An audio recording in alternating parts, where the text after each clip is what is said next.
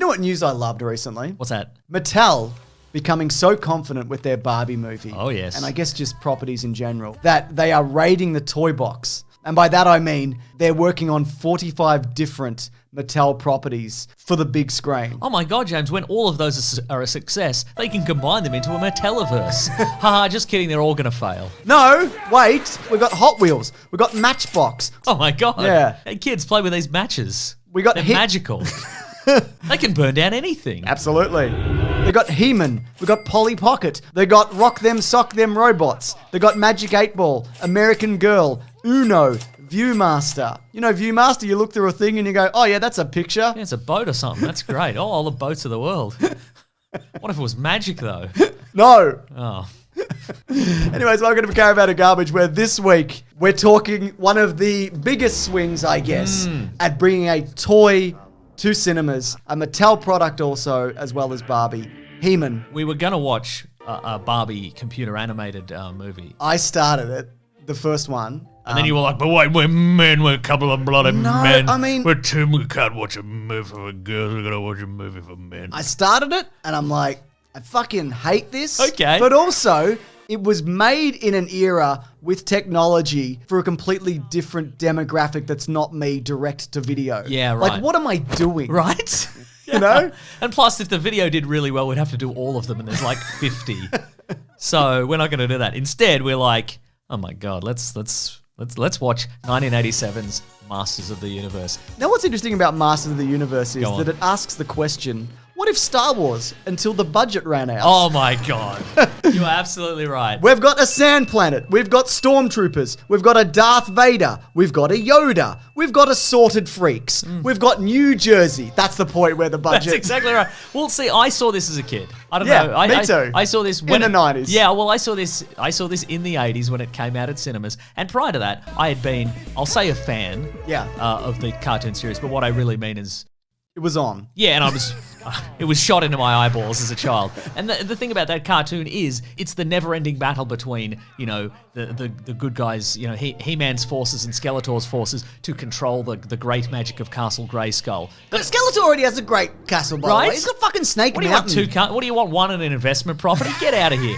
But as was the tradition of cartoons at the time, the status quo never changed, obviously, right? Yeah. It never, you know, the storyline from episode to episode never really evolved in any way. So in watching this one, I'm like, as a kid, I'm like, oh my God, Skeletor, he's got Castle Grayskull. Like, I'm sure I didn't have the words for it at the time, but I'm like, this plot, like, this has gotten, like, it's bigger and it's epic. Yeah. And it's incredible. Like, He's a big hologram. and this is real, and it's in the real world now, and that's amazing to me. But like, as an adult rewatching this, I'm like, this is such a small movie. Like, it's such a, like, they've clearly gone, okay, we need to build for purpose like 2 sets. We've got to build one room in Castle Grayskull, and like Gwildor's apartment, and the rest we can just borrow some sets from like the small town dramedy that's recording next door. Absolutely, or a real music shop. That's exactly, a music shop and a main road in a small town and a kid's bedroom and a warehouse, whatever. I appreciate they built a couple of big weird vehicles. Oh, absolutely. I love a big weird vehicle. Actually, speaking of Star Wars, Ralph McQuarrie actually worked on this a few years prior, and there's a bunch of early concepts which you can see here. They are. And he put a bunch of big weird vehicles in it because that's all He-Man was. Just looking at a vehicle and go, that's not right. How's that going to move? I like a crab, but it's a bird. It's a big bird though. Why is it? I don't know. But yeah, so for people new to I can't stress how big this property was. Yeah. If you look at the numbers this franchise was doing, it's astounding this failed so hard. Perhaps it's because this is the work, of course, of the Cannon Group. Yeah. Famously low-budget movie maestros and sometimes softcore porno. But pick your poison. That's right. That's right. The scrimping and saving, or, you know, to look at it another way, they made any of this. Yeah. You know, like they cheated some money out of some people and they made this movie, you know? I think it's pretty impressive that it mostly looks good. Like, there's not a lot of special effects or moments in this where you're like, that's bad, that looks bad, or whatever. You know that Castle Grayskull set? That's actually 2 separate sound stages, and they knocked the wall out of the middle. So that was apparently the largest. Without the landlord's permission. Yeah, it's fine. Yeah. That was apparently like the largest set Hollywood had seen in like 40 years. Huh. And you get the sense of scale from Yeah, that. right, But like beyond that, yeah, it's like a music shop and a street. That's exactly right. And a chicken place. Yeah. They even got, and this fascinates me, they got Bill Conti to do the music. And, Yeah. and Bill Conti, of course, for people who don't know, among other things, wrote Gonna Fly Now, the Rocky theme. But in this, he's produced a real bargain basement Superman theme for the opening. Just They've even got the horrendous swooping title sequence, yeah. Well, this movie and Superman 4 is the reason why canon like shut down. That's right. So I guess that's the aesthetic they were going for. Yeah. Just his leftover stuff. Yeah. Just some tapes he left behind as he was running from the taxman. So He-Man in this. Yes. Played by Dolph Lundgren. The wonderful Dolph Lundgren, who I love, but I think he's out of his depth here. I think, though, there's a reason for that is because he's very early to acting. He'd been Ivan Drago. Ivan Drago, not a big speaking part, you know? Yes, that's true. And he was still learning English. By the way, this guy, real life genius. Yeah. Is he an astrophysicist or something like chemical that, yeah. engineer or something? Yeah. He keeps his knowledge in his big muscles. Exactly. Here's a note I have. Sure. Cartoon He-Man, generally speaking, doesn't have a cape. No. This guy has a cape most of the time. And I think it's because Dolph Lundgren didn't want people to see his bottom. Well, I saw his bottom. Did you? Sometimes. Wow. Even the scene at the end where the cape is stripped off him and they're whipping him with a laser whip. Yeah. You never see below his Maybe waist. I just imagined seeing his bottom. Maybe you just imagine seeing his bottom. But I think the lesson here, I think, is, give us a look at your bottom. give us a look at your bottom.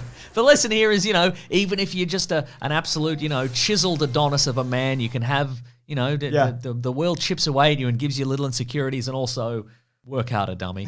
Get those glutes working. Absolutely.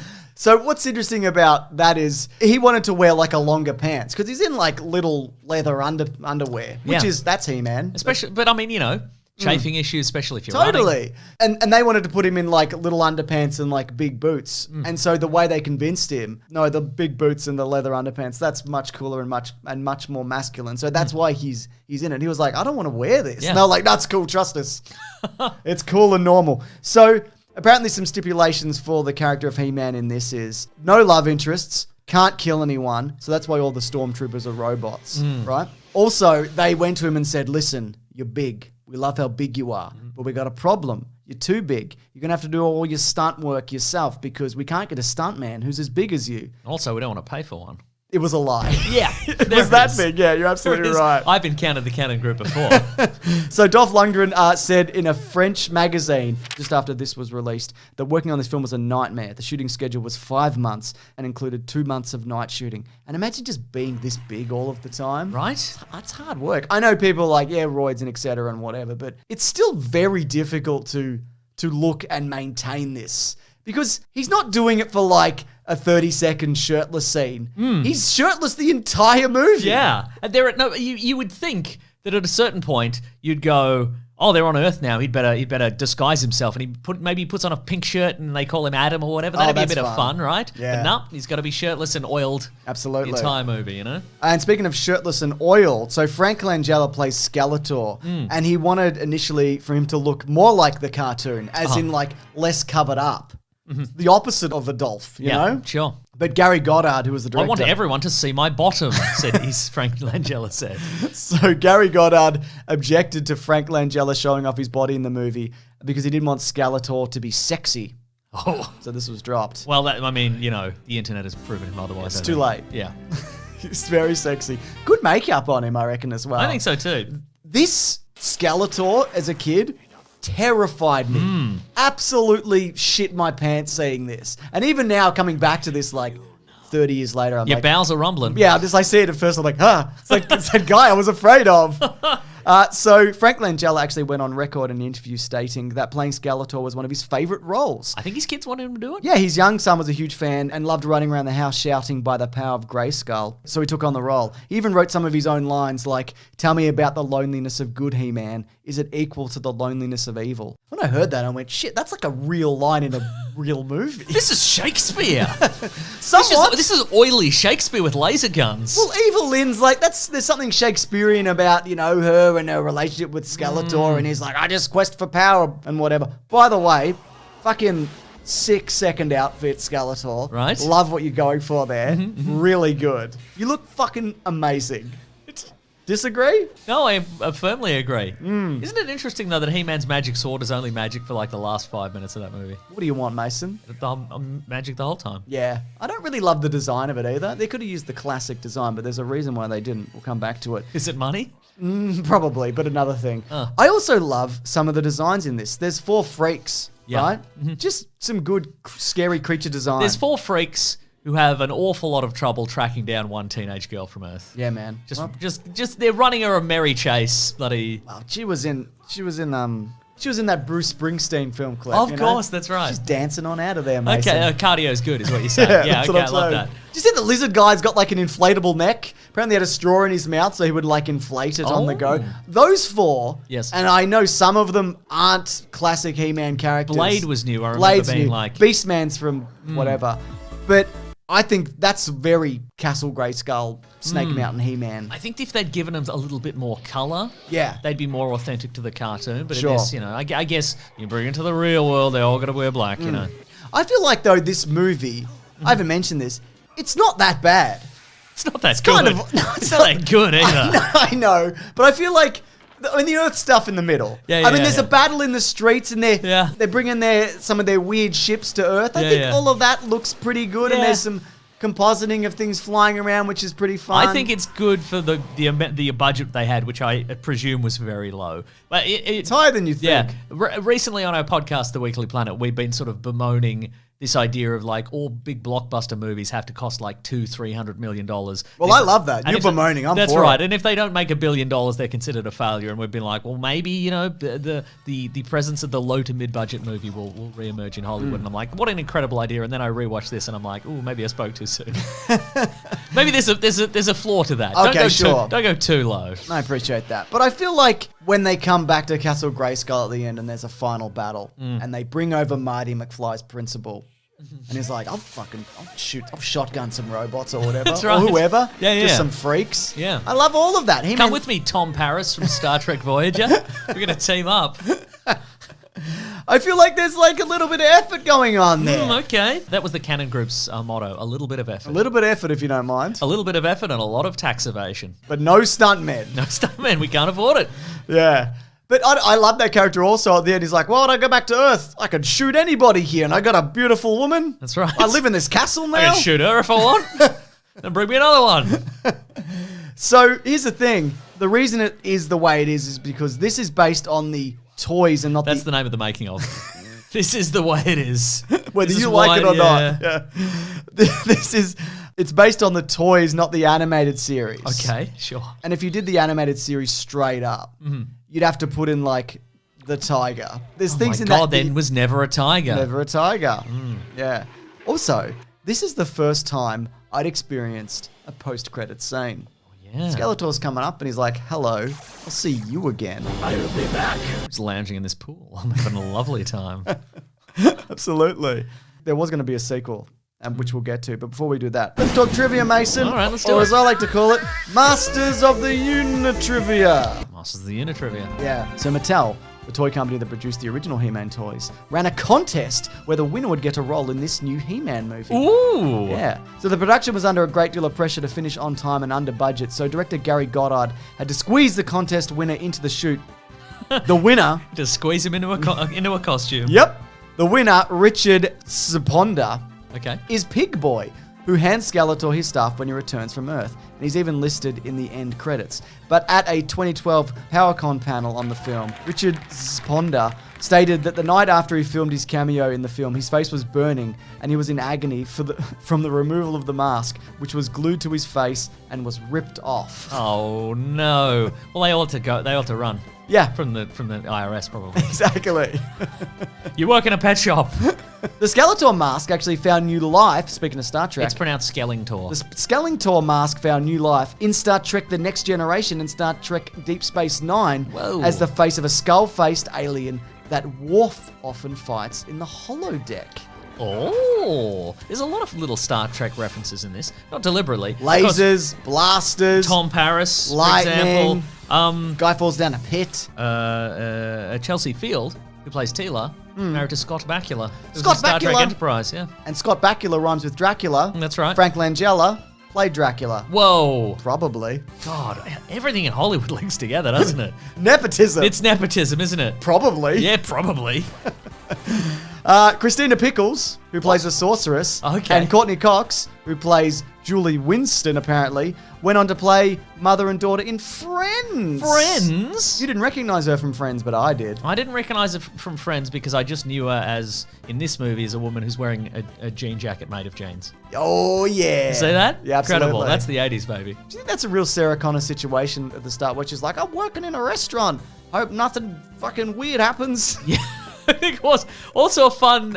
They were like, let's give this character an arc. You Yeah. don't have to. Don't worry about it. But she's like, I always feel sad because my parents said let's go up in a plane, and I said I won't go up in a plane, and then the plane crashed. So I think it's my fault. How is it your fault? That's a very specific thing that your parents are doing. And at the end, Your problems aren't like my problems, is what I'm saying, Courtney Cox. that's right. But then at the end, she gets sent back in time. She's like, you can't go on the plane. I'm stealing the keys. And then her boyfriend shows up and she's like, I've solved the problem. You sure?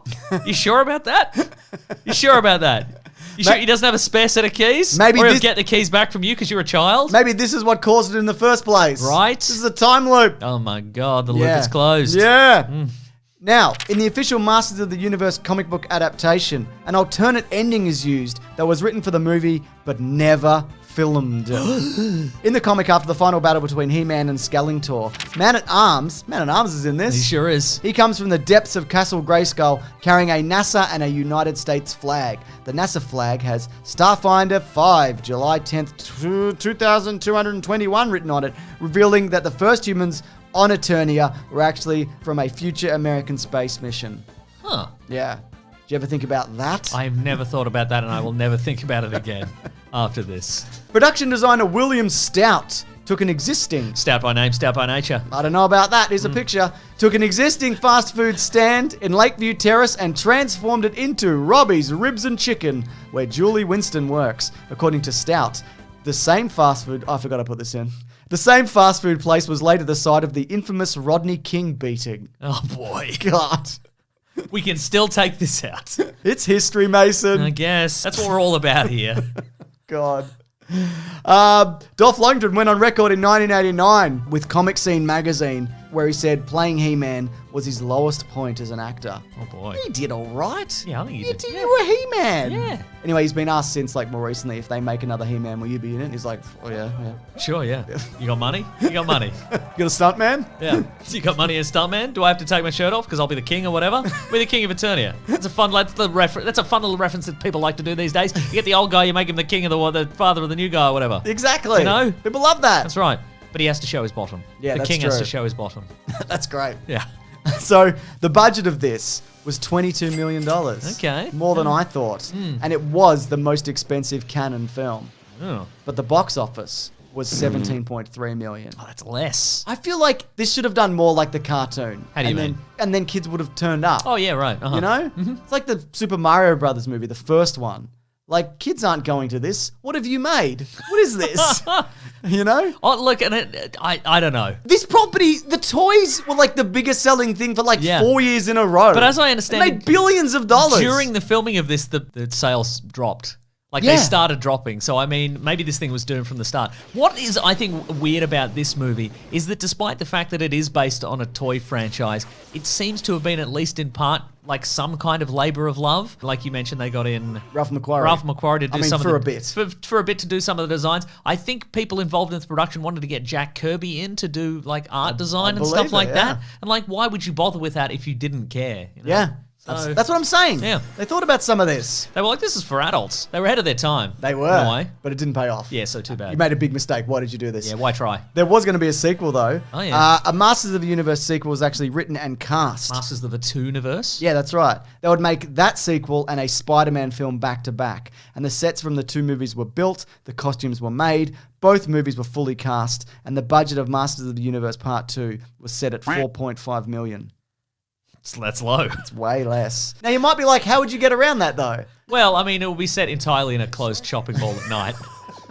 Oh no, the Cosmic Keys trapped us in here. We'll have to do a chase on one of these little cars you put a coin in and it goes up and down. Should we go into any of these shops? No, we're not allowed to. So the actor they cast in the sequel was surfer Laird Hamilton. Led by name, led by nature. That's right. Can we see a picture? Yeah, there's a picture. Okay, great. He's still around. Australian. Oh. And the sequel screenplay, you're not going to believe this, He-Man would have returned to Earth, Yeah. which was the best part of the first movie. And he gets a job in an apartment. Kind of. And he was disguised as a professional quarterback. Okay, sure. And Skeletor disguised himself as an evil industrialist known as Aaron Dark. This didn't happen because Canon went out of business. Yeah. You know? Also, like, I know they talk about making another He-Man, and there's that series on Netflix, which I think does some really interesting things. I know people say, look, it's woke He-Man or whatever, but this He-Man's from a vegan planet or whatever. What do you think about that? That's right, because Man Teela's like, oh, what's this? What's this yucky stuff? And Man-at-Arms is like, it's a bit of meat. Also, He-Man's gay. Like, are we... Oh, we're not beating around the bush anymore. He's always been gay. The thing about him being Prince Adam and becoming He-Man, it's obviously like a coming out metaphor. It's an allegory, okay, Come on, man. What are we doing here? That's crazy. It's not crazy. Very reasonable. It's reality. It's reality, baby. That's right. But I feel like there was a time to make this, and it was in 1985 probably. They missed it. Oh, they missed it by 2 years. Yeah. And so... if you're going to do this now, I just don't know whether anybody wants that or cares. You have to build a whole franchise from the ground up that's basically Star Wars when you've got Star Wars and you've got Dune and you've got Zack Snyder's Star Wars. What are you doing? You've got Gareth Edwards' Star Wars. Got Gareth Edwards' Star Wars. Yeah. There's a lot of Star Wars. You've got the Star Wars in people's heads that they imagine when they think of Star Wars, and no Star Wars is ever good enough. And every subsequent Star Wars is way worse because it's not just Luke Skywalker wielding 16 lightsabers with the Force. Just cutting down AT-ATs or whatever. Yeah. You can't compare to that. You don't like- You certainly can't do it with He-Man. You read my screenplay. I did. It's bad. It's dreadful. Come on, mate. Anyways, anything can be good. I mean, I love the world of Eternia. Yeah. It's fucking weird. It is weird. And I think, and it much maligned, but I think Thor the Dark World sort of took the torch of that and did this kind of combination of science and magic that I think looks pretty cool. But I'm the only one, apparently. Yeah. Anyways, if you like these videos... and why wouldn't you? And why wouldn't you? What's wrong with you? You can actually see them early. Get it together, God. You can actually see them early if you head over to bigsandwich.co where they always go up early. But there's a bunch of other stuff there. There's bonus movie commentaries. There's video game Let's Plays. Right. Our podcast, The Weekly Planet, where we talk movies and comics and TV shows, that comes out there early on Sunday as opposed to Monday, and all of that is ad-free and exclusive. Terrific. But of course, maybe you just want to subscribe here or check out our podcast, The Weekly Planet, which comes out every Monday, as mentioned. And why wouldn't you? And why wouldn't you? Get it together. Yeah. All right, everybody. Thanks for watching. What do you think of He-Man? Not you, James. Yeah. You've already given your opinion. I like It's him. pretty clear. I like him. But the listeners and the viewers, what do they think? I don't They know. should sound I off in the don't comments. know. I'm testing out sound off in the comments. sound off in the comments, folks. Give us your opinions. Yeah, tell us your opinions. Give us your piddling little opinions. Tell us what you think about Kevin Smith's woke He-Man.